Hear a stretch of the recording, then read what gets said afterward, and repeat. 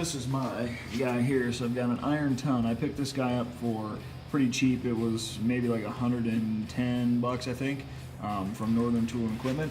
And you can see in here, you've got, this is where your welding wire will go. There's a reset right there. Your wire feed, you can adjust the tension on it. You can adjust the tension on it from all those points there. And then on the front of it, you've got two different voltage settings for it. This is for thicker metal, this would be for thinner metal, and then you've got your wire feed adjustment right here. Very simple welder, very cheap, and it gets the job done. You can see some of my welds here, they're not the prettiest. I'm just learning with this Flux Core Welder. It's, like I said, it's different, but it gets the job done. So my tack welds there.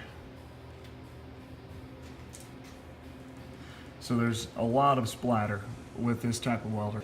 My biggest tip for any of you guys who are going to use a welder like this is the right kind of gloves. So I'm used to some of the other types of welders that have the gas that encapsulates the weld pool, so it doesn't splatter very much unless you're directly underneath what you're welding on. But I was using just a pair of mechanics gloves. Nothing, you know, they're leather on the inside, but on the back side it's just this nylon breathable mesh stuff. Really not good for welding, especially with a Flux Core welder.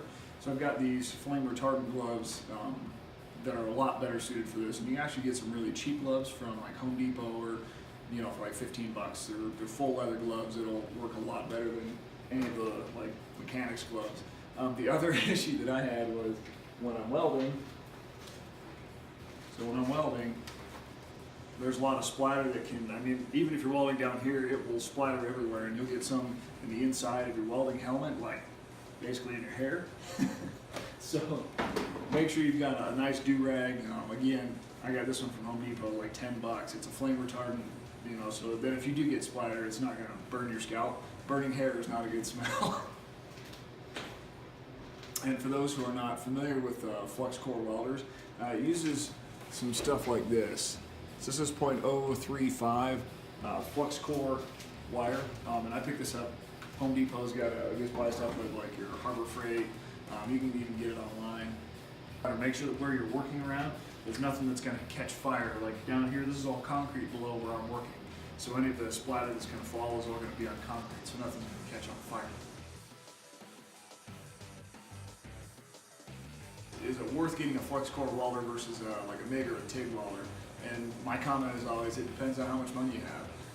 There's a lot of metal work that I want it done, and even to pay somebody to have it done, you know, you're looking at a few $100, whereas I picked up my welder for $100, and I can do all this stuff here. You know, it's time consuming, but you know, that's all it costs is my time. If you've got $500-600, or you know, sometimes you can find the welders on special, you know, like $350-400. But then you've got to get your gas bottles for your welding gas. I mean, it really depends on how much money you've got. For, you know, for beginners and for people that don't have a ton of money, the Flux Core Welder is a great welder to use. I like it. I like it a lot, and it's cheaper. But if you've got the money, a MIG or a TIG welder is going to outperform the Flux Core Welder by far. I mean, you can see the quality of these welds. I mean, the MIG or the TIG is going to do a heck of a lot better job with stuff like this. You'll be able to regulate the heat a lot better. But you know, if you don't have a lot of money, the Flux Core Welder is a great welder to pick up. It's a great welder to use. I would really recommend it for those who are on a budget. Thanks for watching, guys. Have a good one.